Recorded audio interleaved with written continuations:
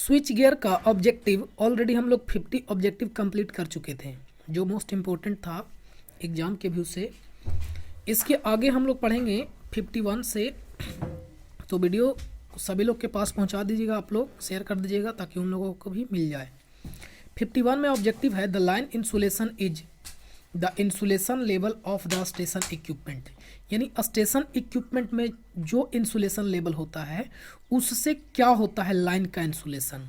Line का insulation मतलब transmission line हो सकता है, डिस्ट्रीब्यूशन लाइन हो सकता है, उसका इंसुलेशन लेवल स्टेशन के इंसुलेशन लेवल से क्या कर रहा है, कंपेयर कर रहा है। तो एक्चुअल में कोई रिलेशन होता नहीं है, क्योंकि इंसुलेशन डिपेंड करता है वोल्टेज पे, और यहाँ पे वोल्टेज का जिक्र नहीं किया हुआ है, डायरेक्टली स्टेशन और लाइन का जिक्र किया हुआ है। तो इसका आंसर क्या हो जाएगा, इसका आंसर हो जाएगा ई, यानी नॉट डायरेक्टली रिलेटेड विथ, यानी एक दूसरे में कोई रिलेशन नहीं होता है। अगला क्वेश्चन है the interaction between a transmission line and communication line is minimized by. Transmission line और कम्युनिकेशन लाइन के बीच को हम लोग जो इंटरेक्शन होता है, इंटरफेरेंस होता है, उसको हम लोग कैसे मिनिमाइज करते हैं। तो ट्रांसपोजिंग भी हम लोग पढ़े थे। ट्रांसपोजिंग में क्या था, तीनों RYV फेज को हम लोग क्या कर देते थे, चेंज करते थे। तो हम लोग ट्रांसपोजिशन भी करते हैं, increasing the height of transmission line.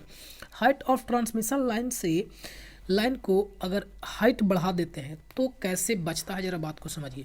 Actual में जो कम्युनिकेशन लाइन होते हैं वो कम हाइट पे होता है, ठीक है, और ट्रांसमिशन लाइन भी अगर कम हाइट पे रखेंगे तब क्या होता है, इंटरफेरेंस होता है। इसलिए बोल रहा है कि हाइट को क्या कर देते हैं, हम लोग बढ़ा देते हैं। अगला है increasing the distance between them, यानी ऑल ऑफ द एबव, इसका क्या हो जाएगा, आंसर हो जाएगा, ठीक है। अगला क्वेश्चन देखिए, अगला क्वेश्चन है when A wave propagate on transmission line it suffers reflection several times. कहाँ कहाँ से रिफ्लेक्शन करता है कौन, ट्रांसमिशन लाइन में जब वेव को हम लोग स्टार्ट करते हैं तो कहाँ कहाँ से वो रिफ्लेक्शन होता है। टैपिंग, जहाँ पे हम लोग टोका फंसाते हैं वहाँ पे भी होता है। लोड एंड पे भी वोल्टेज जाता है फिर रिटर्न होता है, हमने आपको बताया था जब क्लास के टाइम में। सेंडिंग एंड, बिल्कुल सेंडिंग एंड अदर एंड, यानी इसका आंसर क्या हो जाएगा, all of the sending end, यानी इसका जो आंसर हो जाएगा sending end and other and. चूंकि सारे के बारे में डिस्कस नहीं किया हुआ है तो क्या हो जाएगा इसका आंसर, आंसर हो जाएगा डी। आंसर क्या हो जाएगा, डी इसका आंसर हो जाएगा। Sending end and other and से क्या होगा, रिफ्लेक्शन होगा, ठीक बात है। अगला क्वेश्चन देखिए, अगला क्वेश्चन है which of the following statement is incorrect. कौन सा स्टेटमेंट इनकरेक्ट है। ए में है station battery are used to operate relay only. सिर्फ और सिर्फ हम लोग बैटरी को यूज करते हैं रिले को ऑपरेट करवाने के लिए, तो यही वाला पहले ही गलती लग रहा है क्या। और देख लीजिए the lightning arrester are basically surge diverter, बिल्कुल ये बात सही है, सर्ज डक को डाइवर्ट करता है, ये सही है। An impedance relay has maximum fault current when fault occur near the relay, ये बात भी सही है। A high speed relay has operation of 1 to 2 cycle. हमने आपको बताया था, क्या बताया था कि जब फॉल्ट आता है तो प्रोस्पेक्टिव करंट पहुंचने से पहले ही वो क्या कर जाता है, सर्किट को ब्रेक कर देता है। तो इस केस में 1 साइकिल से 2 साइकिल में क्या करता है, सर्किट ब्रेकर ब्रेक हो जाते हैं, यानी डी भी ऑप्शन नंबर क्या है, सही है। तो कौन सा गलती हो जाएगा, गलती कौन सा हो जाएगा, ऑप्शन नंबर ए, यानी ऑप्शन नंबर ए में क्या है, station battery are used to operate relay only. हम लोग सिर्फ बैटरी से ही नहीं रिले को ऑपरेट करते हैं, हम लोग सोर्स अलग से भी प्रोवाइड करते हैं, और वो होता है इलेक्ट्रिकल एनर्जी, मेन जो सप्लाई होता है उसी को हम लोग कम करके भी यूज कर लेते हैं, ठीक बात है। आगे क्वेश्चन में देखिए, आगे क्वेश्चन क्या है, discrimination between main and backup protection is provided by the use of relay with which are. क्या दोनों के बीच डिफरेंस होता है, किन के बीच, तो बैकअप प्रोटेक्शन के बीच और मेन प्रोटेक्शन के बीच, ठीक है। दोनों में डिफरेंस क्या होता है, किस बात का डिफरेंस होता है, फैक्ट। दोनों सेम काम करता है, प्रोटेक्शन का ही काम करता है, तो फैक्ट तो सेम है। सेंसेटिव, दोनों रिले सेंसेटिव होता है, लेकिन एक कम होता है और एक ज़्यादा होता है। तो इसी सेंसेटिव की वजह से तो जो रिले होता है, कौन रिले, बैकअप रिले क्या होता है, लेस यानी स्लो ऑपरेट होता है, क्योंकि सेंसेटिव क्या होता है, कम होता है। तो इसका आंसर क्या हो जाएगा, लेस ऑपरेट होता है, स्लो होता है। क्या हो जाएगा इसका आंसर, स्लो हो जाएगा। Next question, induction cup relay is operated due to change in, किसके द्वारा होता है, इंडक्शन रिले किसके द्वारा ऑपरेट होता है? हम लोग जानते हैं इंडक्शन रिले में जो फोर्स लगता है, टॉर्क लगता है, वो करंट के प्रोपोर्शनल होता है, करंट के स्क्वायर के प्रोपोर्शनल होता है। तो किसके चेंज की वजह से हो सकता है? करंट के चेंज की वजह से हो सकता है, वोल्टेज के चेंज की वजह से हो सकता है, इम्पिडेंस के चेंज की वजह से हो सकता है। बोलिएगा तो करंट होता है। एक्चुअल में होता करंट है, लेकिन वोल्टेज के चेंज की वजह से भी क्या होता है? करंट चेंज हो जाता है। इम्पिडेंस के चेंज होने की वजह से भी करंट का क्या होता है? वैल्यू चेंज होता है।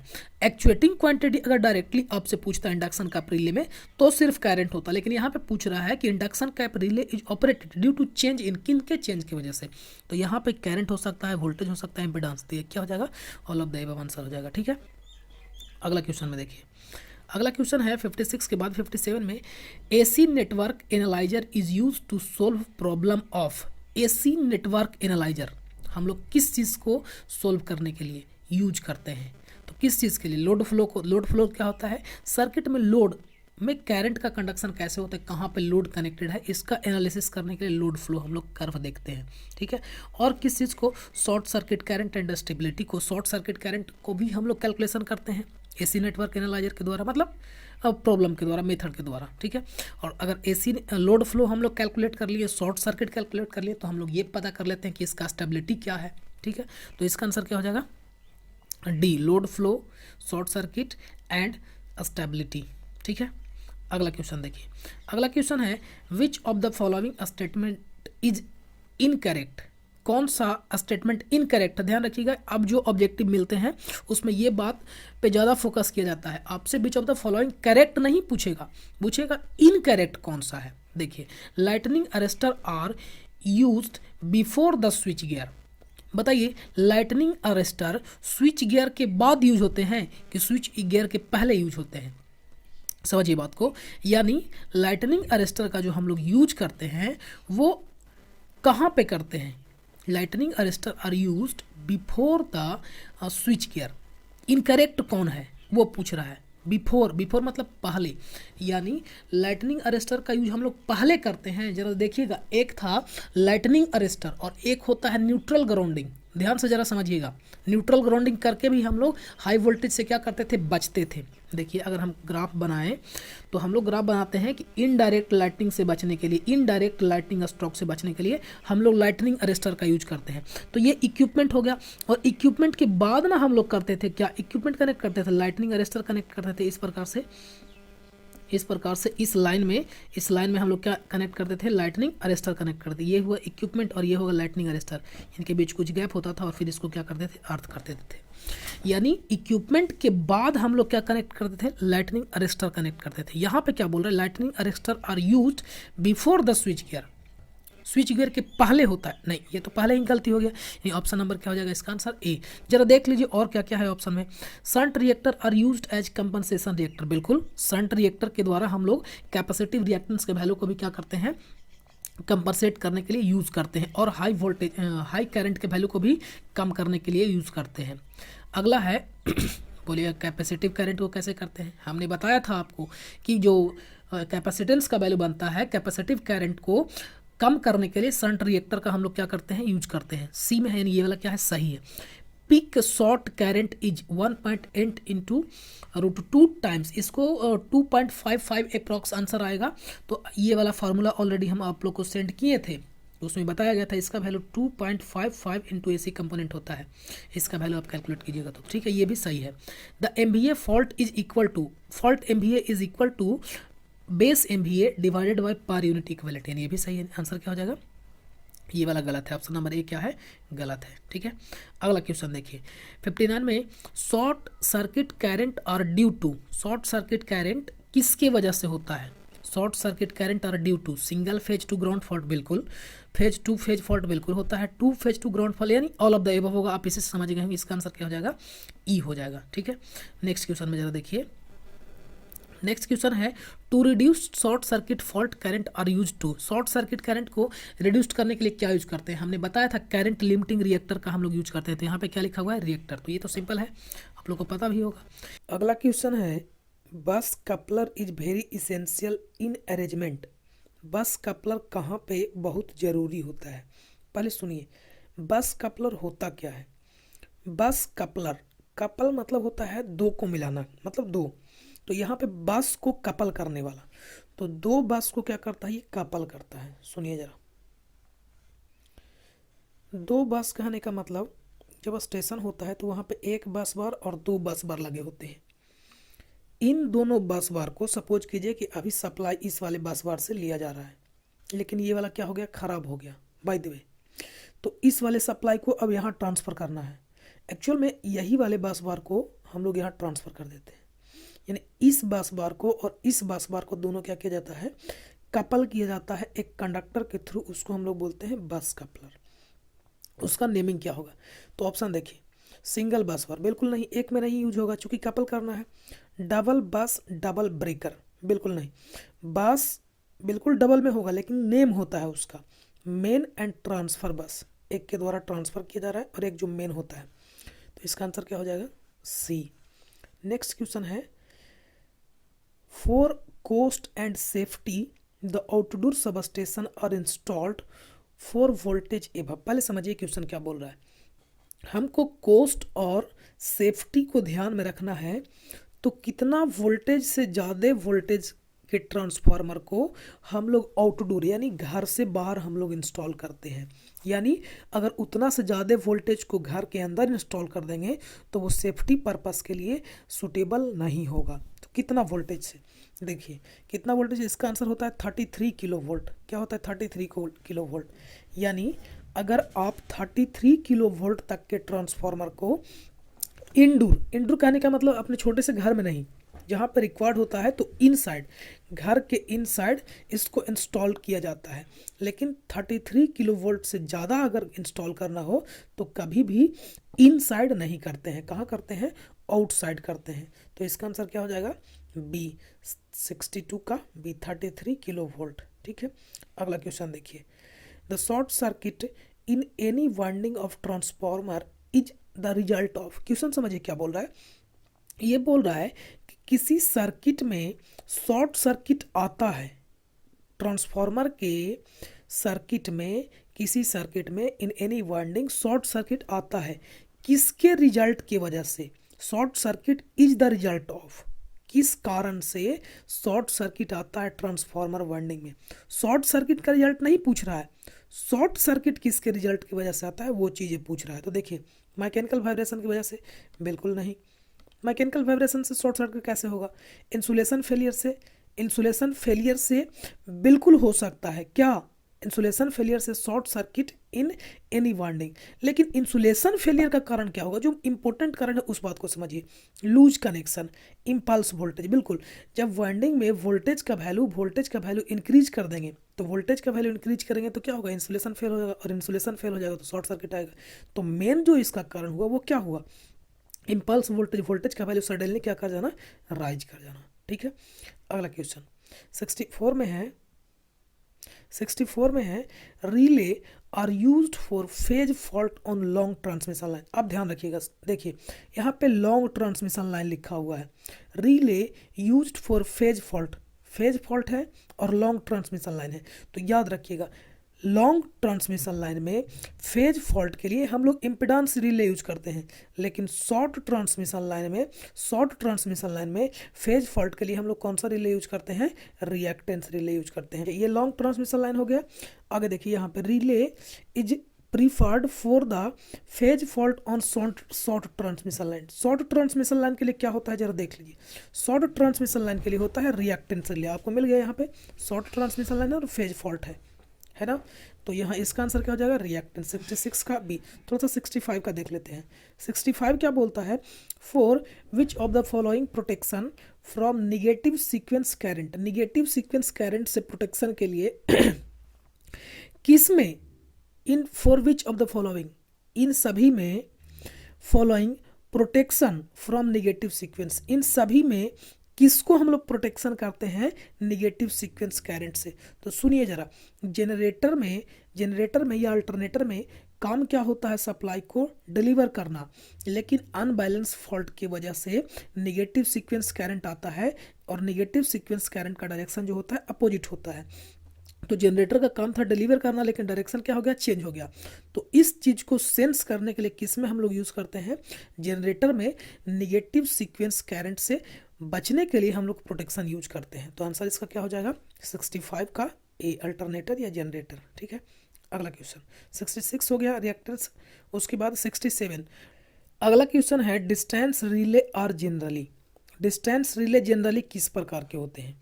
हमने आपको बताया था डिस्टेंस रिले कौन सा प्रकार का होता है, इम्पीडेंस रिले भी एक प्रकार का डिस्टेंस रिले होता है। जरा सुनिए, डिस्टेंस रिले कहते किसको है? डिस्टेंस रिले होता है वैसा रिले जो एक फिक्स डिस्टेंस तक के वैल्यू को, यहाँ के कंपोनेंट को सेंस करता है। V/I के कंपोनेंट को वो क्या कर सकता है, सेंस करता है। अगर इतना दूर अगर प्रोटेक्शन जोन है डिस्टेंस रिले का, तो इतना दूर में अगर डिस्टेंस में, इतना दूर के डिस्टेंस में इम्पीडेंस का वैल्यू बढ़े कमे, तब उस चीज़ को वो सेंस करेगा और क्या कर देगा, सर्किट को ट्रिप कर देगा। तो बोलिएगा यहाँ पे तो ऑप्शन है डी। सुनिए, यहाँ पे जनरली लगाया हुआ है कि डिस्टेंस रिले जनरली किस प्रकार के होते हैं, रिएक्टेंस रिले, इम्पीडेंस रिले या एडमिटेंस रिले, नहीं है ऑप्शन में। सुनिए, अब डिस्टेंस रिले को 3 कैटेगरी में बांटा जाता है। कौन कौन से कैटेगरी में? देखिए, डिस्टेंस रिले होते हैं, एक होता है रिएक्टेंस रिले। कौन सा? Reactance relay. कौन सा? Reactance relay. दूसरा होता है इम्पीडेंस रिले। कौन सा? Impedance relay. और तीसरा होता है एडमिटेंस। एडमिटेंस या इसी को बोलते हैं माहो रिले। क्या बोलते हैं? माहो रिले। तो डिस्टेंस नेचर वाला 3 रिले है, रिएक्टेंस रिले, इम्पीडेंस रिले और एडमिटेंस या माहो रिले। तो जनरली कौन सा होता है? तो जनरली जो होता है डिस्टेंस रिले वो कौन सा होता है, माहो रिले होता है या एडमिटेंस रिले होता है। लेकिन ये ऑप्शन यहाँ पे नहीं है, तो कौन सा हो जाएगा इसका आंसर? डी। अब सुनिए, अभी तक हमने इससे पहले जस्ट बताया कि reactance relay short transmission line के लिए, शॉर्ट ट्रांसमिशन लाइन के लिए, और रिएक्टेंस के बाद इम्पीडेंस रिले। इम्पीडेंस रिले कौन सा ट्रांसमिशन लाइन के लिए था, कौन सा ट्रांसमिशन लाइन के लिए? लॉन्ग ट्रांसमिशन लाइन के लिए। और एडमिटेंस रिले भी लॉन्ग ट्रांसमिशन लाइन के लिए। एक्चुअल में सुनिए, एक्चुअल में ये होता है शॉर्ट के लिए, ये होता है मीडियम के लिए और ये होता है लॉन्ग के लिए। लेकिन कहीं कहीं पे आपको इन दोनों का काम हम लोग लॉन्ग के जैसा या मीडियम के जैसा काम करते हैं। यानी इम्पीडेंस और एडमिटेंस को लॉन्ग में भी करते हैं और मीडियम में भी करते हैं। ठीक बात है। तो देखिए कहाँ पे क्वेश्चन था, उस चीज़ को भी हम लोग देख लेते हैं। देखिए, इससे पहले जस्ट था relay prefer phase fault on short transmission line. Short transmission line के लिए तो फिक्स हो गया कौन सा रिले हो जाएगा, शॉर्ट ट्रांसमिशन लाइन के लिए रिएक्टेंस रिले। लेकिन जरा देखिए तो शॉर्ट ट्रांसमिशन लाइन के पहले था relay used for phase fault on long transmission line. Long transmission line में कायदे से कौन सा होना चाहिए था, एडमिटेंस रिले। कौन सा? Admittance relay. लेकिन हमने आपको बताया कि लॉन्ग ट्रांसमिशन लाइन में इम्पीडेंस रिले को भी यूज किया जाता है। ठीक बात है। तो हमने तीनों कैटेगरी बता दिया, जो कन्फ्यूजन था वो बता दिया। चलिए अब आगे क्वेश्चन। डिस्टेंस रिले के बाद है 68 में, विच of the following rating of transformer differential protection is recommended. सुनिए, डिफरेंशियल प्रोटेक्शन कहाँ पे यूज करते हैं, कितना रेटिंग के लिए? जब हम आपको प्रोटेक्शन ऑफ ट्रांसफार्मर बता रहे थे उस टाइम हमने बताया था कि बकोल्ज रिले का एक यूज करते हैं। किसका? बकोल्ज रिले का। बकोल्ज रिले का यूज हम लोग कब करते हैं? जब रेटिंग ट्रांसफार्मर का कितना हो जाता है, 500 kVA से क्या हो जाता है, ज़्यादा हो जाता है। किसका? ट्रांसफार्मर का। तब हम लोग बकोल्ज रिले का यूज करते हैं। लेकिन अगर रेटिंग 5 MVA से ज़्यादा हो जाए तब हम लोग क्या यूज करते थे, डिफरेंशियल रिले, या जिसको हम लोग मर्ज प्राइज रिले बोलते थे। यानी 5 MVA से अगर ज़्यादा रेटिंग का ट्रांसफर होगा तो वहाँ पे कौन सा प्रोटेक्शन यूज करेंगे, कौन सा प्रोटेक्शन? तो डिफरेंशियल प्रोटेक्शन। तो इसका आंसर क्या हो जाएगा? देखिए इसका आंसर क्या हो जाएगा, बी इसका आंसर हो जाएगा। ठीक है, अगला क्वेश्चन देखिए 69 में है dash is use to measure the stator percentage winding temperature. जहाँ पर भी वाइंडिंग टेम्परेचर की बात करता है हम लोग क्या यूज करते हैं, रेजिस्टेंस थर्मोमीटर। आप याद कीजिएगा जब हम मोटर पढ़ा रहे थे तो मोटर का प्रोटेक्शन जब हम बता रहे थे उस टाइम हमने बताया था कि मोटर के रोटर साइड में हम लोग रेजिस्टेंस थर्मोमीटर लगा करके रेजिस्टेंस के वैल्यू को मापते हैं और फिर उससे हम लोग कैलकुलेट करते हैं किसको टेम्परेचर के वैल्यू को क्या करते हैं, कैलकुलेट करते हैं। तो यहाँ पे क्या हो जाएगा 69 का सी हो जाएगा। रेजिस्टेंस थर्मोमीटर की सहायता से हम लोग वाइंडिंग का क्या मेजर करते हैं, टेम्परेचर मेजर करते हैं। ठीक है, अगला क्वेश्चन 70 में है the under voltage relay can be used for under voltage. अभी हम तुरंत बता रहे थे कौन सा बता रहे थे डिस्टेंस रिले। जेड को वैल्यू को सेंस करता है, जेड के वैल्यू को सेंस करता है। उसी प्रकार से यहाँ पे वोल्टेज के वैल्यू को सेंस करता है। तो वोल्टेज की वैल्यू को सेंस अंडर वोल्टेज, यानी वोल्टेज का वैल्यू जब क्या हो जाएगा, ज़्यादा हो जाता है। देखिए यहाँ पे नाम लिखा हुआ है क्या, अंडर वोल्टेज, लेकिन समझिएगा जरा, अंडर वोल्टेज बोलते हैं जब वोल्टेज का वैल्यू क्या हो जाएगा, वोल्टेज रेटिंग से ज़्यादा हो जाता है और तब वर्क करता है, तब उसको बोलते हैं अंडर वोल्टेज। तो अंडर वोल्टेज कहाँ कहाँ पे यूज करते हैं, तो बिल्कुल सारे जगह पे यूज करें, आप इसको याद रखिएगा, ऑल ऑफ द एबव, ठीक है। अगला question, the relay with inverse time characteristics will operate with in. Relay inverse time characteristics, inverse time characteristics में क्या होता है जरा सुनिए। इनवर्स टाइम कैरेक्टरिस्टिक्स में होता है कि जो टाइम होता है वो करंट के इनवर्स करंट, यानी करंट का वैल्यू जितना ज़्यादा होगा उतना ही जल्दी क्या होगा, करंट का वैल्यू जितना ज़्यादा होगा उतना ही कम समय में क्या होता है, ट्रिप हो जाता है सर्किट। टाइम जो होता है इन्वर्सली प्रोपोर्शनल होता है 1/i के स्क्वायर के, यानी करंट का वैल्यू जितना ज़्यादा उतना ही जल्दी क्या हो जाएगा, ये वाला वैल्यू को बढ़ाएंगे तो ये वाला वैल्यू क्या होगा, कमेगा। तो उसको हम लोग बोलते हैं इन्वर्स टाइम कैरेक्टरिस्टिक्स। तो इन्वर्स टाइम कैरेक्टरिस्टिक्स में कितने समय में क्या हो जाता है, ऑपरेट हो जाता है, कौन, रिले। तो आप याद रखिएगा 5 से 10 सेकेंड में, 5 से 10 सेकेंड में।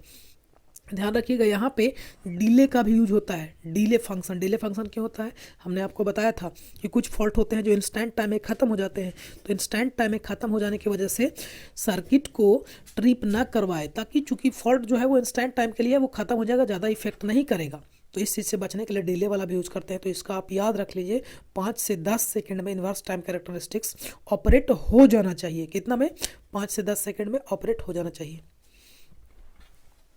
ठीक है। अगला क्वेश्चन देखिए, अगला क्वेश्चन है, single phasing relay are used for protection of. Single phasing बताइए, सिंगल फेजिंग का प्रोटेक्शन हम लोग कहाँ करेंगे, रिले का नाम से ही पता चल रहा होगा, जब 3 फेज होगा उसमें एक फेज फॉल्ट हो जाता है तभी तो सिंगल फेजिंग होता है। हम बताए थे आपको सिंगल फेजिंग का मतलब। तो सिंगल फेजिंग कहाँ पे होगा, 3 फेज मोटर में होगा। ये बात पूरा का पूरा बताया, यानी मोटर में हम लोग 3 फेज सप्लाई देते हैं, एक फेज अगर कोई फॉल्ट कर जाता है तो इसको हम लोग बोलते हैं सिंगल फेजिंग। और इस चीज़ से बचने के लिए हम लोग क्या यूज़ करते हैं, सिंगल फेजिंग का प्रोटेक्शन यूज करते हैं, ठीक है।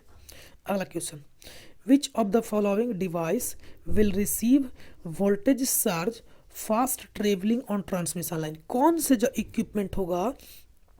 इक्विपमेंट होगा जो सबसे पहले रिसीव करेगा voltage surge fast travelling on transmission line. Transmission line में हमने आपको बताया था, ट्रांसमिशन लाइन में लाइटनिंग दो प्रकार से होते हैं, एक डायरेक्ट और दूसरा इनडायरेक्ट। तो डायरेक्ट से तो बचने के लिए ऑलरेडी हम लोग क्या लगा लेते हैं, ओवर हेड ग्राउंड वायर जिसको बोलते हैं, ओवरहेड ग्राउंड वायर डायरेक्ट वाले से बचा लेता है। लेकिन इनडायरेक्ट वाले से बचने के लिए हम लोग क्या लगाते हैं, लाइटनिंग अरेस्टर लगाते हैं। तो जनरली जो ट्रांसमिशन लाइन पे आता है वो क्या आता है, इनडायरेक्ट लाइटनिंग आता है। तो अब इससे बचने के लिए क्या बोल रहा है, which of the following device receive the voltage surge fast travelling on transmission line. कौन सबसे पहले रिसीव करता है, relay, step up transformer, switch gate? बिल्कुल नहीं। अगर ये सब कर ही लेता सबसे पहले तो हम लोग लाइटनिंग अरेस्टर क्यों लगाते, हम लाइटनिंग अरेस्टर इसलिए तो लगाते हैं कि इन सभी में लाइटनिंग का वोल्टेज सर्ज है वो वैल्यू ना जाए, सबसे पहले कहाँ आए, तो लाइटनिंग अरेस्टर के पास आए। तो सबसे पहले जो वोल्टेज का सर्ज आता है वो किसको मिलता है, लाइटनिंग अरेस्टर को मिलता है, और वो इस सर्ज को क्या कर देता है, वोल्टेज को अर्थ कर देता है, और बाकी इक्विपमेंट क्या हो जाते हैं, बच जाते हैं। तो इसका आंसर क्या हो जाएगा, ए, लाइटनिंग अरेस्टर, ठीक है। अगला क्वेश्चन देखिए, विच ऑफ द फॉलोइंग पैरामीटर 74 में विच of the following parameter can be neglected for a short line. आप लोग ट्रांसमिशन और डिस्ट्रीब्यूशन में पढ़े होंगे, जब शॉर्ट ट्रांसमिशन लाइन का हम लोग एनालिसिस करते हैं तो उसमें कैपेसिटेंस के वैल्यू को क्या कर देते हैं, निग्लेक्ट कर देते हैं। क्यों, क्योंकि शॉर्ट ट्रांसमिशन लाइन में कैपेसिटेंस का वैल्यू क्या होता है, बहुत कम होता है, ठीक बात है। अगला क्वेश्चन है, series reactor should be, series reactor कैसा होना चाहिए, हमने बताया था करंट लिमिटिंग रिएक्टर में रेजिस्टेंस का वैल्यू तो कम होता है बट रिएक्टेंस का वैल्यू क्या होता है, बहुत ज़्यादा होता है। तो रेजिस्टेंस का वैल्यू क्या होना चाहिए, कम होना चाहिए। तो इसका आंसर क्या हो जाएगा, लो रेजिस्टेंस। अगला क्वेश्चन देखिए, अगला क्वेश्चन 76 में है, which of the following circuit breaker has high reliability and minimum maintenance. Minimum maintenance किस में होता है, आप याद रखिएगा इस बात को। मेंटेनेंस जो सबसे कम होता है, मेंटेनेंस जो सबसे कम होता है SF6 में होता है, लेकिन रिपीटेड ड्यूटी के लिए रेलवे में करंट चॉपिंग ये सब किस में आता है, एयर ब्लास्ट सर्किट ब्रेकर में। लेकिन यहाँ पे क्या बोला, रिलायबिलिटी अगर कहीं पे आपको दे, रिलायबिलिटी सबसे ज़्यादा कौन होता है, रिलायबिलिटी तो कौन होता है, SF6 गैस सर्किट ब्रेकर। ठीक है, SF6 gas circuit breaker reliability के अकॉर्डिंग। लेकिन करंट चॉपिंग, रिपीटेड ड्यूटी और रेलवे ट्रैक्शन में जो यूज होने वाला होता है वो होता है air blast circuit breaker. Clear है यहाँ तक। अगला क्वेश्चन है, arc in a circuit breaker is interrupted at. Arc को हम लोग कहाँ पे इंटरप्ट करते हैं, arc in circuit breaker is interrupted at, ये बात बहुत आप लोग पढ़े होंगे। करंट का वैल्यू, चूंकि AC करंट में वैल्यू 50 यानी 1 सेकेंड में 50 बार 100 बार करंट का वैल्यू क्या होता है, 0 होता है। तो हम लोग करंट का वैल्यू को इंटरप्शन वहाँ पे करते हैं जब ऑटोमेटिकली या नेचुरली करंट का वैल्यू क्या होता है, 0 होता है। और अगर इससे पहले हो जाता है उसी को तो हम लोग करंट चॉपिंग बोलते हैं। करंट चॉपिंग क्या बोलते हैं कि करंट का वैल्यू जिस टाइम 0 हो रहा था उससे पहले ही अगर आप करंट का वैल्यू क्या कर देते हैं, 0 कर देते हैं, तब इस प्रोसेस को क्या बोलते हैं, करंट चॉपिंग। तो आर्क का हम लोग इंटरप्शन कहाँ पे करते हैं, जब नेचुरली करंट का वैल्यू क्या हो, 0 हो। तो इसका आंसर क्या हो जाएगा, 0 करंट। ठीक है, देखिए अगला क्वेश्चन है, transmission line has reflection coefficient as 1। Reflection coefficient actual में करंट का भी रिफ्लेक्शन कोएफिशिएंट होता है, वोल्टेज का भी रिफ्लेक्शन कोएफिशिएंट होता है। रिफ्लेक्शन कोएफिशिएंट क्या बोलते हैं, जब वेव को हम लोग सोर्स से ट्रांसमिट करते हैं तो इससे पहले जस्ट ऑब्जेक्टिव में बताया गया था कि वहां से वो रिटर्न होता है तो रिफ्लेक्शन होता है। इसका फैक्टर क्या होता है, तो कितना रिफ्लेक्शन होता है इसको हम लोग रेशियो कैलकुलेट करते हैं, फैक्टर कैलकुलेट करते हैं, कोएफिशिएंट कैलकुलेट करते हैं कि जो हमने वोल्टेज सेंड किया या करंट सेंड किया उसका कितना रिफ्लेक्शन हुआ। तो वोल्टेज का भी रिफ्लेक्शन कोएफिशिएंट होता है और करंट का भी रिफ्लेक्शन कोएफिशिएंट होता है। लेकिन इसमें क्या बोल रहा है कि transmission line has reflection coefficient as 1। मतलब कौन सा होगा रिफ्लेक्शन कोएफिशिएंट इसमें से, ओपन सर्किट के लिए, शॉर्ट सर्किट के लिए। तो एक्चुअल में दोनों के लिए निकाला जाता है, लेकिन ऑप्शन में बहुत जगह हमने देखा हर एक जगह पे आपको ओपन सर्किट ही दिया हुआ है। जरा और देख लीजिए, वोल्टेज का जो रिफ्लेक्शन कोएफिशिएंट होता है अगर सर्किट में नहीं दिया हुआ किसका रिफ्लेक्शन कोएफिशिएंट, तो किसका निकालना है, वोल्टेज का। और वोल्टेज का रिफ्लेक्शन कोएफिशिएंट अगर निकालते हैं तो फॉर्मूला होता है जेड लोड का इम्पीडेंस माइनस जेड ओम सर्ज इम्पीडेंस जिसको बोलते हैं, और फिर जेड नोट से भी इसको डिनोट करते हैं, Z L plus Z note. ये फॉर्मूला होता है वोल्टेज का रिफ्लेक्शन कोएफिशिएंट। करंट का रिफ्लेक्शन कोएफिशिएंट में ये वाला चेंज हो जाता है, Z note minus Z L हो जाता है, ऊपर में Z note minus Z L current के लिए। ठीक बात है। अब यहाँ पे क्या पूछ रहा है, transmission line has reflection coefficient as 1, इसमें से कौन सा के लिए होगा, तो ओपन सर्किट के लिए भी होता है और शॉर्ट सर्किट के लिए भी होता है, लेकिन ऑप्शन में दे रहा है क्या, ए। तो आप इसको याद रखिएगा, हमने बहुत जगह देखा हर एक जगह पे ही ओपन सर्किट के लिए ही दे रहा है। ठीक है, तो आप इसको याद रखिएगा। अगला क्वेश्चन देखिए, अगला क्वेश्चन क्या है, what will be the reflection coefficient of the wave of load connected to the transmission line if surge impedance of the line is equal to the। मैंने बताया कि वोल्टेज और अगर करंट नहीं किया हुआ है तो क्या मानना है, वोल्टेज मानना है। तो वोल्टेज के लिए हमने क्या बताया, कोएफिशिएंट क्या बताया, जेड लोड माइनस जेड इन ओम बटा Z L plus Z note. ठीक है, ये जेड नोट को क्या बोलते हैं, सर्ज इम्पीडेंस बोलते हैं। जेड एल क्या है, जेड एल क्या है, तो लोड का इम्पीडेंस का वैल्यू है। जैसे आप लोड लगाते हैं किसी ट्रांसमिशन लाइन में तो ये लोड हो गया, और इस लाइन का भी कुछ इम्पीडेंस होता है ना, तो इसका इम्पीडेंस को हम लोग बोलते हैं क्या, सर्ज इम्पीडेंस। और ये कितना होना चाहिए, तो ओवरहेड ट्रांसमिशन लाइन के लिए 400 से 500 होता है, लेकिन अंडरग्राउंड के लिए कितना होता है, 40 से 50 होता है। तो आप इस बात को याद रखिएगा। तो ये क्या बोल रहा है, ये लोड इम्पीडेंस हो गया, यहाँ वाला लोड इम्पीडेंस हो गया और यहाँ वाला सर्ज इम्पीडेंस। अब क्वेश्चन में पूछ रहा है, क्वेश्चन में क्या पूछ रहा है कि if surge impedance is equal to the load का क्या होगा, बराबर हो जाएगा। तो फार्मूला में पुट कर दीजिए, भी एक्स में पुट कर दीजिए, एक्स भी में पुट कर दीजिए, दोनों क्या हो जाएंगे, बराबर हो जाएंगे। तो Z L minus Z note, जो लोड होगा वो किसके बराबर हो जाएगा, जेड नोट के, या जेड नोट किसके बराबर हो जाएगा, ये, और बटा Z L plus Z x. तो बताइए ऊपर में 0 हो जाएगा कि नहीं, ऊपर में 0 तो नीचे कुछ भी रहे वैल्यू क्या हो जाएगा, 0। इसका आंसर क्या हो जाएगा, 0, ए इसका आंसर हो जाएगा। ठीक है, अगला क्वेश्चन 80 में, the inverse definite mean time relay are used for over current and earth fault protection of transformer against. सुनिए, ये रिले का नाम होता है inverse definite mean time relay. यानी इन्वर्स कैरेक्टरिस्टिक्स में सबसे पहले बेस्ट होगा, उसके बाद डिफिनिट टाइम। इन्वर्स अगर आता भी है, मान लीजिए करंट के इन्वर्सली के प्रोपोर्शन होता है टाइम इन्वर्स कैरेक्टरिस्टिक्स में। इन्वर्स कैरेक्टरिस्टिक्स में जो टाइम होता है वो करंट के स्क्वायर के इन्वर्सली प्रोपोर्शन होता है। यानी करंट का वैल्यू बढ़ेगा तो टाइम, तो ऐसा भी तो होगा कि करंट का वैल्यू एकदम इंस्टेंट बहुत ज़्यादा हो जाएगा तो तुरंत टाइम का वैल्यू एकदम बहुत कम हो जाएगा। लेकिन इस चीज़ से बचने के लिए हम लोग डिफिनिट टाइम सेट कर देते हैं। करंट का वैल्यू इन्वर्स टाइम तो है, ठीक बात है, लेकिन अगर करंट का वैल्यू एकदम कम हो जाए, इस चीज़ से बचने के लिए हम लोग एक टाइम फिक्स कर देते हैं कि 3 सेकंड मान लीजिए, 4 सेकंड मान लीजिए, इसके बाद ही होगा चाहे करंट का वैल्यू कितना भी हाई हो जाए। तो इन्वर्स टाइम कैरेक्टरिस्टिक भी फॉलो करेगा, यानी इससे बाद का अगर आएगा टाइम का वैल्यू उसमें इन्वर्स टाइम कैरेक्टरिस्टिक्स हो जाएगा। तो इन्वर्स करंट का डेफिनेट मीन टाइम मतलब डिफिनेट मीन टाइम, ये एवरेज को निकाल लिया जाता है। तो ये नाम हुआ रिले का। Are used for over current and earth fault protection of transformer against, किसके लिए यूज़ करते हैं, किस प्रकार के फॉल्ट के लिए हम लोग यूज़ करते हैं ट्रांसफार्मर में over current and earth fault protection. तो क्या हो जाएगा, हैवी लोड के लिए, इंटरनल शॉर्ट सर्किट के लिए, एक्सटर्नल शॉर्ट सर्किट के लिए, या ऑल ऑफ द अबव के लिए। तो हैवी लोड के लिए हमने बताया था आपको, हैवी लोड के लिए हम लोग क्या यूज़ करते हैं, हैवी लोड के लिए हम लोग थर्मली वाला जो टर्म आ रहा था वो वाला यूज़ करते हैं। तो आप इसको याद रखिए, इंटरनल शॉर्ट सर्किट, अगर इंटरनल शॉर्ट सर्किट होता है तो करंट का वैल्यू बहुत ही लार्ज अमाउंट में होता है। तो इस चीज़ से बचने के लिए हम लोग क्या यूज़ करते हैं, इंटरनल शॉर्ट सर्किट करंट। आप इसको याद रख लीजिएगा कि inverse time definite mean time relay हम लोग यूज करते हैं किस प्रकार के फॉल्ट से, तो इंटरनल शॉर्ट सर्किट फॉल्ट से बचने के लिए, ठीक है। Over voltage protection is recommended for, over voltage protection सुनिए, over voltage protection is recommended for. Over voltage का प्रोटेक्शन हम लोग कहाँ पे करेंगे इनमें से, तो ओवर वोल्टेज का केस कहाँ पे आ सकता है बताइए आप लोग, सभी जगह पे आ सकता है, हाइड्रो इलेक्ट्रिक में, स्टीम में, गैस में, सभी जगह आ सकता है, ऑल ऑफ द अबव, ठीक है। अगला क्वेश्चन है 82 में, air blast circuit breaker for 400 kilovolt power system are design to operate in. आप इस टर्म को याद रखा कीजिए, चूंकि ये डाटा वाला क्वेश्चन है। तो एयर ब्लास्ट सर्किट ब्रेकर जो है 400 किलोवोल्ट पावर सिस्टम में अगर यूज हो रहा है तो कितना सेकंड में ऑपरेट करेगा वो, 82 का हो जाएगा बी 50 मिली सेकेंड। 50 मिली सेकेंड कहने का मतलब क्या कि 0.005 सेकेंड, ठीक है। तो इतना में क्या हो जाएगा, ऑपरेट कर जाएगा एयर ब्लास्ट सर्किट ब्रेकर।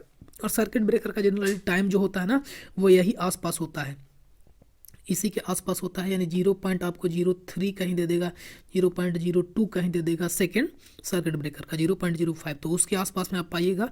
तो यहाँ से देखिएगा ऑप्शन जो आपको मिलेगा वो बी के आसपास ही मिलेगा जी, 50 मिली सेकेंड, ठीक है।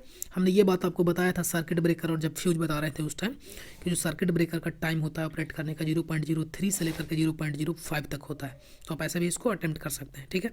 अगला question, over fluxing protection is recommended for, ये सब याद रखने वाला है।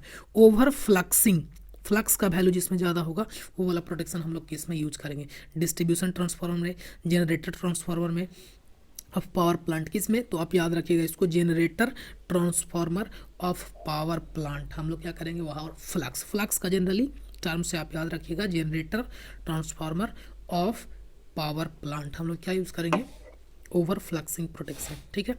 अगला question, series capacitor are use to, series capacitor का यूज हम लोग क्यों करते हैं बताइए। कैपेसिटर में कैसा करंट होता है, कैपेसिटिव करंट। तो कैपेसिटिव करंट किसको खत्म करता है, किसके जस्ट अपोजिट होता है, तो इंडक्टिव करंट के component full line inductive reactance हो गया। ये तो सिंपल क्वेश्चन था।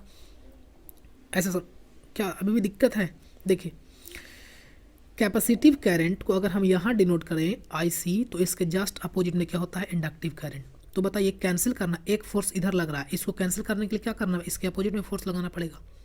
तो कैपेसिटिव करंट होगा किसके लिए, इंडक्टिव करंट के लिए। तो इसका आंसर ए हो जाएगा। Next question, admittance relay is, अभी जस्ट बताए थे एडमिटेंस रिले कैसा होता है, एडमिटेंस रिले कैसा होता है, डिस्टेंस रिले का बताए थे ना, डिस्टेंस के तीन टाइप, रिएक्टेंस, इम्पीडेंस और एडमिटेंस। तो एडमिटेंस रिले डायरेक्शन को भी सेंस करता है, समझ रहे हैं, दो प्रकार के डायरेक्शन के अकॉर्डिंग दो प्रकार के रिले, डायरेक्शनल और नॉन डायरेक्शनल। तो एडमिटेंस रिले जो होता है वो डायरेक्शन को भी सेंस करता है, तो ये किस प्रकार का रिले हो जाएगा, डायरेक्शनल रिले। आप इस चीज़ को याद कर लीजिए कि एडमिटेंस रिले जो होता है हमेशा डायरेक्शनल रिले होते हैं। कौन सा रिले, डायरेक्शनल रिले। ठीक है, अगला question, the material use for fuse must have, सुनिए फ्यूज के लिए जो मटेरियल बनाया जाता है वो किस प्रकार का होना चाहिए। तो लो मेल्टिंग पॉइंट तो ये सारे लोग जानते हैं, लो मेल्टिंग पॉइंट होना चाहिए, क्योंकि सर्किट को वायर खराब होने से पहले फ्यूज को मेल्ट होना चाहिए। तो इसमें कन्फ्यूजन नहीं होता, कन्फ्यूजन ये होता है कि स्पेसिफिक रेजिस्टेंस और रेजिस्टेंस में डिफरेंट होता है। स्पेसिफिक रेजिस्टेंस कम होना चाहिए, ज़्यादा होना चाहिए। सुनिए, स्पेसिफिक रेजिस्टेंस यानी इसको हम लोग बोल सकते हैं रजिस्टिविटी। दो टर्म होते हैं, एक होता है रजिस्टिविटी जिसको हम लोग रो से डिनोट करते हैं, और एक होता है रेजिस्टेंस जिसको आर से। तो रेजिस्टेंस का वैल्यू तो कम होना चाहिए, रेजिस्टेंस का वैल्यू तो कम होना चाहिए, लेकिन रजिस्टिविटी का वैल्यू क्या होना चाहिए, ज़्यादा होना चाहिए। किससे ज़्यादा होना चाहिए, यहीं पे सवाल आता है कि रजिस्टिविटी का वैल्यू किससे ज़्यादा होना चाहिए। तो रजिस्टिविटी का वैल्यू ज़्यादा होना चाहिए, जो वायर लगे हुए हैं उस सर्किट में उसका जो रजिस्टिविटी होगा उसके रजिस्टिविटी से यहाँ वाला जो फ्यूज लगे हैं मान लीजिए यहाँ पे, तो इसका रजिस्टिविटी क्या होगा, हाई होगा। तो रजिस्टिविटी हाई होगा तो जितना हीट यहाँ पे प्रोड्यूस होगा उससे हीट ज़्यादा यहाँ पे प्रोड्यूस होगा। अगर फॉल्ट आता है तो ये मेल्ट कर जाएगा। तो इस प्रकार से स्पेसिफिक रेजिस्टेंस ज़्यादा होना चाहिए, लेकिन रेजिस्टेंस का वैल्यू क्या होना चाहिए, कम होना चाहिए। हमने तीनों पॉइंट क्लियर कर दिया। लो मेल्टिंग पॉइंट में कन्फ्यूजन नहीं होता है, रेजिस्टेंस कम होना चाहिए, रजिस्टिविटी हाई होना चाहिए। ठीक है, अगला question, if the fault occur near the impedance relay, impedance relay के नज़दीक क्या आएगा, फॉल्ट आएगा। यहाँ पे V87 नहीं लिखा हुआ है, V/I लिखा हुआ है। हमने इम्पिडेंस में कैसे बताया, इम्पिडेंस करने का मतलब क्या, V/I। तो इसका रेशियो क्या हो जाएगा, इसका रेशियो क्या हो जाएगा, lower than that of fault occur away from relay. सुनिए बात को जरा, इम्पिडेंस रिले वोल्टेज और करंट के वैल्यू को क्या करता है, सेंस करता है। सुनिए, वोल्टेज और हमने बताया कि मान लीजिए यहाँ पे रिले लगा हुआ है तो इतना डिस्टेंस का क्या है, सेंस कर सकता है। तो अगर फॉल्ट इसके नज़दीक आएगा, अगर फॉल्ट इसके नज़दीक आएगा तो यहाँ पे V/I का जो रेशियो होगा वो कम होगा कंपेयर टू, कहाँ पे मान लेते हैं F1 पे आया था और F2 पे आ रहा है। तो यहाँ पे अगर फॉल्ट आता है तो इस केस में V/I का जो रेशियो होगा इस वाले केस के कंपेयर में ज़्यादा होगा। क्या होगा, ज़्यादा होगा। तो क्या होगा, lower than that of if fault occur away from the relay, यानी रिले से अगर दूर कोई फॉल्ट आता है, इससे अगर नज़दीक फॉल्ट आए, F1 पे आए और F2 पे आए, तो F1 पे जो वैल्यू होगा वो क्या होगा, कम होगा एज कंपेयर टू F2 के। ठीक है, अगला क्वेश्चन है the torque produced in induction type relay, induction type relay में जो टॉर्क प्रोड्यूस होता है वो किस प्रकार से होता है। देखिए, हम लोग पढ़े थे कि जो टॉर्क प्रोड्यूस होता है वो क्या होता है, प्रोपोर्शनल होता है I² और साइन अल्फा के प्रोपोर्शनल होता है, ये हमने पढ़ा था। तो इसका आंसर क्या आ जाएगा, inversely proportional to the current, बिल्कुल नहीं। Inversely proportional to the square of current, देखिए इन्वर्सली प्रोपोर्शनल नहीं होता है, एक्चुअल में क्या होता है, proportional to square of current. आपको बहुत जगह पे देखने को मिलेगा जो प्रोपोर्शनल आंसर में आपको देखने को मिलेगा इन्वर्सली प्रोपोर्शनल वाला ही, लेकिन एक्चुअल में क्या होता है, टॉर्क इन्वर्सली प्रोपोर्शनल ना होकर के डायरेक्टली प्रोपोर्शनल होता है I² के, करंट के स्क्वायर के, रिले कॉइल का। ठीक है, तो इसका आंसर क्या हो जाएगा, A/B, बल्कि नहीं होकर के क्या होगा, D होगा आंसर। ठीक है, अगला क्वेश्चन में देखिए, आगे क्वेश्चन में है the steady state stability of power system can be increased. हम लोग स्टेडी स्टेट स्टेबिलिटी को इंक्रीज कैसे करते हैं। तो पहले ये समझिए कि डिक्रीज क्यों होता है, डिक्रीज क्यों होता है स्टेडी स्टेबिलिटी में। तो डिक्रीज फॉल्ट आने की वजह से हो सकता है, इंडक्टिव रिएक्टेंस की वजह से हो सकता है। मतलब फॉल्ट को हम लोग दूर कैसे करते हैं, इसको स्टेबल कैसे बनाएंगे। तो ऑप्शन में देखिए, ऑप्शन में क्या है, कनेक्टिंग लाइंस इन पैरेलल। बिल्कुल हम लोग लाइन पैरेलल में कनेक्ट करते हैं। अगर सीरीज में कनेक्ट करते तो एक बार फॉल्ट होने के बाद सभी क्या होते हैं, कनेक्शन में इंटरप्शन आता है। ठीक है, तो आंसर इसका क्या हो जाएगा, ए, कनेक्टिंग लाइंस इन पैरेलल, यानी बी नहीं होगा। आप देख सकते हैं using mechanics for high impedance, high impedance करने से स्टेबिलिटी दूर नहीं होता है, फॉल्ट आने का जो फॉल्ट का वैल्यू होता है वो क्या हो जाता है, कम जाता है। Reducing the excitation of machine, यानी ये सब नहीं होगा, आंसर क्या हो जाएगा, ए।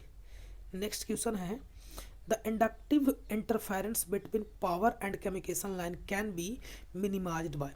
हम लोग इंटरफेरेंस को या इंडक्टिव इंटरफेरेंस को हम लोग रिड्यूस्ड कैसे करते हैं, तो इसके पीछे भी एक क्वेश्चन आया था, उसमें ही बताया गया था कि हम लोग ट्रांसपोज कर देते हैं, या तो पावर लाइन को ट्रांसपोज कर दीजिए या ट्रांसमिशन कम्युनिकेशन लाइन को ट्रांसपोज कर दीजिए, या ए और बी यानी दोनों में से सी हो सकता है। Increasing the distance between conductor. भाई बताओ जरा, तीन को कम्युनिकेशन लाइन से अगर इसका क्या हो रहा है, इंटरफेरेंस हो रहा है, तो इन दोनों को आपस में चेंज करने से क्या होगा, यानी इसका आंसर क्या हो जाएगा, सी। कौन सा आंसर हो जाएगा, C, both A and B. Transposition of power line and transposition of communication line, दोनों में से किसी को हम लोग कर सकते हैं ट्रांसपोज। ठीक है, देखिए अगला क्वेश्चन है, the power loss is an important factor for the design of. देखिए एक्चुअल में जो आपको ट्रांसमिशन लाइन दिख रहा है, मोटर दिख रहा है, जनरेटर दिख रहा है, फीडर, सभी में पावर लॉस इम्पोर्टेंट फैक्टर होता है डिजाइन करते समय। लेकिन मेनली यहाँ पे टर्म है ट्रांसमिशन लाइन, क्योंकि ट्रांसमिशन लाइन क्या होता है, बहुत ही लंबा होता है। ठीक बात है, तो यहाँ पे पावर लॉस कम हो, यहाँ पे पावर लॉस कम हो, इस बात को ज़्यादा ध्यान दिया जाता है। क्योंकि लेंथ जैसे ही बढ़ता है तो रेजिस्टेंस का वैल्यू क्या होता है, बढ़ता है, ये बात जानते हैं। और लेंथ ज़्यादा होने की वजह से हम लोग कॉपर कंडक्टर भी यूज नहीं कर सकते हैं जिसका कंडक्टिविटी क्या होता है, हाई होता है। तो इस वजह से पावर लॉस ट्रांसमिशन लाइन में क्या किया जाता है, वेरी इंपॉर्टेंट। अगर यहाँ पे all of the above answer होता तो बिल्कुल होता, लेकिन है नहीं, तो हम लोग मेनली जो क्या यहाँ पे कंसिडर करेंगे, ट्रांसमिशन लाइन में ध्यान रखा जाएगा। ठीक है, अगला क्वेश्चन देखिए, ए फ्यूज इज कनेक्टेड। ये भी बताने का जरूरी नहीं है, फ्यूज कहाँ कनेक्टेड होता है, सर्किट में सीरीज में कनेक्टेड होता है। तो इसका आंसर क्या हो जाएगा, इसका आंसर ए हो जाएगा। नेक्स्ट क्वेश्चन है HRC fuse as compare to a rewireable fuse. Rewireable fuse के कंपेयर में HRC फ्यूज क्या होता है क्या होता है, जरा बताइए। HRC fuse high rupturing capacity, हमने आपको बताया था कि हाई रैप्चरिंग कैपेसिटी जो फ्यूज होते हैं वो क्या होते हैं, एक इनसाइड पैक होता है, पहले इसका केसिंग होता है, फिर इसका इनसाइड दो टर्मिनल होते हैं। ऐसे देखिए इस प्रकार से इस टर्मिनल में इसके इनसाइड हम लोग क्या करते हैं, फ्यूज लिंक को यूज करते हैं। तो इन्वायरमेंट का ज़्यादा इफेक्ट इस पर पड़ता नहीं है। तो देखिए नो एजिंग इफेक्ट बिल्कुल, हाई स्पीड ऑपरेशन बिल्कुल, हाई रैप्चरिंग कैपेसिटी तो डिफिनेशन में ही बोल दिया, यानी ऑल ऑफ द एबव हो जाएगा इसका आंसर। ठीक है, अगला क्वेश्चन देखिए, अगला क्वेश्चन है the fuse rating is express in term of. Fuse का रेटिंग किस में होता है, करंट में होता है, ये तो सभी को पता है। फ्यूज रेटिंग किस में होता है, करंट में होता है। क्वेश्चन नंबर कितना, 19 का। अगला क्वेश्चन देखिए, क्वेश्चन नंबर 95 में देखिए, द फ्यूज ब्लो ऑफ करता है, मतलब फ्यूज कैसे ब्लो ऑफ करता है, बोलते हैं फ्यूज उड़ गया, इसका मतलब क्या होता है, फ्यूज मेल्ट कर जाता है। क्या करता है, फ्यूज मेल्ट कर जाता है, सी आंसर हो जाएगा। नेक्स्ट क्वेश्चन देखिए, विच of the following effect electric current fuse A operates. Electric current A fuse operates, किस इफेक्ट पे जो इलेक्ट्रिक फ्यूज होता है काम करता है। तो बताइए, फ्यूज मेल्ट करता है कहने का मतलब क्या, कि उसमें क्या होता है, आई स्क्वायर RT हीट लॉस होता है। हीट की वजह से क्या जनरेट होता है, हीट की वजह से मेल्टिंग पॉइंट पहुंचता है और मेल्ट कर जाता है। तो कौन सा इफेक्ट हो जाएगा, हीटिंग इफेक्ट हो जाएगा, यानी इसका आंसर कौन सा हो जाएगा, सी, 96 का सी।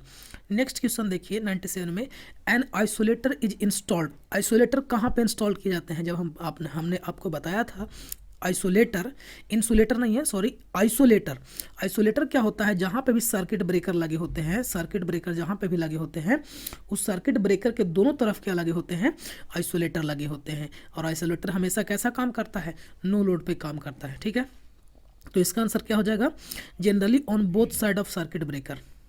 अगला क्वेश्चन देखिए 98 का, a fuse in motor circuit provide protection against.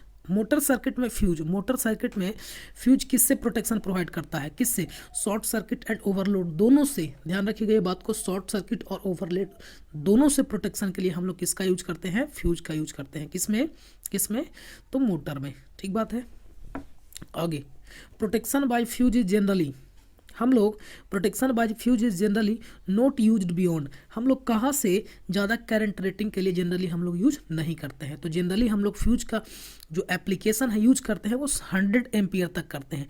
100 ampere से ज़्यादा अगर फॉल्ट वाला कोई करंट होता है तो उसके लिए फिर हम लोग क्या यूज़ करते हैं, सर्किट ब्रेकर प्रीफर करते हैं। ठीक है, अगला क्वेश्चन देखिए, a fuse is never inserted in, fuse कहाँ नहीं इंसर्ट किया जाएगा, समझिए, neutral wire, negative DC, positive DC. देखिए डीसी सर्किट में निगेटिव और पॉजिटिव दोनों में हम लोग क्या कर सकते हैं, फ्यूज को कनेक्ट कर सकते हैं। न्यूट्रल वायर में सप्लाई नहीं होता है, यानी इसमें नहीं कनेक्ट कर सकते हैं। जरा ऑप्शन में और देख लिए, फेज डाइन नहीं है, ये लाइन लिखा हुआ था। ठीक है, फेज लाइन, यानी न्यूट्रल वायर में हम लोग क्या कर सकते हैं, सर्किट को कनेक्ट नहीं कर सकते हैं। तो इसका आंसर क्या हो जाएगा, ध्यान रखिए नहीं पूछ रहा है यहाँ पे, fuse is never inserted in, neutral wire में हम लोग नहीं करेंगे। डीसी सर्किट है तो डीसी को निगेटिव में पॉजिटिव में दोनों कर सकते हैं, फेज में भी कर सकते हैं, लेकिन न्यूट्रल वायर में करने का कोई मतलब नहीं होगा। ठीक है, अगला क्वेश्चन देखिए, 101 में है, oil switch are employed for, oil switch का हम लोग कहाँ पे यूज करते हैं, ध्यान से देखिएगा, यहाँ पे स्विच है, सर्किट ब्रेकर नहीं है। ऑयल स्विच का हम लोग यूज कहाँ पे करते हैं, तो high voltage and large current rating के लिए, high voltage and large current circuit में हम लोग इसका यूज करते हैं। आप इसको याद रखिएगा, ज़्यादा इसमें कोई लॉजिक ना लगाना है। क्या यूज़ करते हैं, ऑयल स्विच का। लो करंट के लिए हम लोग डायरेक्टली फ्यूज का, लो वोल्टेज के लिए भी डायरेक्टली हम लोग फ्यूज का यूज़ कर लेंगे। तो यहाँ पे ऑप्शन आपको कौन सा दिख रहा है, सी ऑप्शन दिख रहा है। ठीक है, अगला क्वेश्चन है, a switch gear is a device used for, switch gear हम डेफिनेशन में ही हम लोग पढ़े थे, स्विच गियर डिवाइस किसको बोलते हैं, तो वो ऐसा डिवाइस जो कंट्रोलिंग पर्पस के लिए, रेगुलेटिंग पर्पस के लिए, स्विचिंग पर्पस के लिए यूज़ करते हैं, तब उसको क्या बोलते हैं, स्विच गियर इक्विपमेंट बोलते थे। तो इसका आंसर क्या हो जाएगा, D, switching, controlling and protecting the electrical equipment हो गया। इसका आंसर क्या हो जाएगा, आंसर क्या हो जाएगा इसका, डी आंसर हो जाएगा 102 का। अगला क्वेश्चन देखिए, the fuse wire in DC circuit is inserted in, तुरंत अभी जस्ट क्वेश्चन आया था, देखिए आप क्वेश्चन यहाँ पे देखिए, ए फ्यूज 100 में, a fuse is never inserted in, neutral wire में हम लोग इंसर्ट नहीं करते हैं, लेकिन डीसी के निगेटिव और पॉजिटिव में दोनों में करते हैं। तो देखिए यही क्वेश्चन आगे आपको मिल गया। क्वेश्चन क्या है देखिए जरा, a fuse wire in DC circuit, कौन सा सर्किट में, डीसी सर्किट में इंसर्टेड में हम लोग कहाँ करते हैं, निगेटिव में ही करते हैं, पॉजिटिव में भी करते हैं। तो इसका आंसर क्या हो जाएगा, सी हो जाएगा, यानी बोथ, यानी आंसर क्या हो जाएगा, सी, ए और बी दोनों। अगला क्वेश्चन देखिए, by which of the following method major portion of the heat generated in HRC fuse dissipated, heat का डिसिपेशन यानी इन्वायरमेंट में जो वो हीट को ट्रांसमिट करता है, वो कौन सा तरीका होता है जिससे ज़्यादा हीट को वो क्या करता है, लॉस करता है। आप इस चीज़ को याद रख लीजिएगा, ठीक है ना, याद रखने का ये है, कंडक्शन के द्वारा उसमें ज़्यादा हीट को क्या करता है, वो इन्वायरमेंट में ट्रांसमिट करता है। हीट करने का कौन कौन सा मेथड होता है, कंडक्शन होता है, कन्वेक्शन होता है और रेडिएशन होता है। तो सबसे ज़्यादा इंपॉर्टेंट रोल कौन निभाता है, कंडक्शन निभाता है। आप इसको याद रख लीजिएगा, HRC फ्यूज में सबसे ज़्यादा हीट डिसिपेशन किस प्रोसेस के द्वारा होता है, कंडक्शन के द्वारा। ठीक है, अगला क्वेश्चन है, ए short circuit is identified by, short circuit को हम लोग कैसे आइडेंटिफाई करते हैं, पता है, करंट का वैल्यू क्या हो जाता है, हाई बढ़ जाता है, बहुत ज़्यादा हो जाता है, हाई हो जाता है, heavy current flow. Next question है, यानी 105 का कितना हो जाएगा, बी। अगला क्वेश्चन है, the information to the circuit breaker under fault condition is provided by, short circuit condition में सर्किट ब्रेकर को कौन फॉल्ट के लिए बताता है, तो रिले ही तो सेंस करता है करंट को, रिले करंट को सेंस करता है, सर्किट ब्रेकर को बताता है कि हाँ सर्किट में करंट का वैल्यू बढ़ गया है, तुम ब्रेक कर दो। तो कौन बताता है, रिले बताता है। अगला क्वेश्चन में देखिए, अगला क्वेश्चन है, to limit the short circuit current in power system are used, current limiting reactor हम लोग यूज़ करते हैं, तो कौन सा आंसर हो जाएगा, रिएक्टर। ये क्वेश्चन रिपीट हो रहा है तो इसलिए इसमें ज़्यादा दिमाग न लगाना है।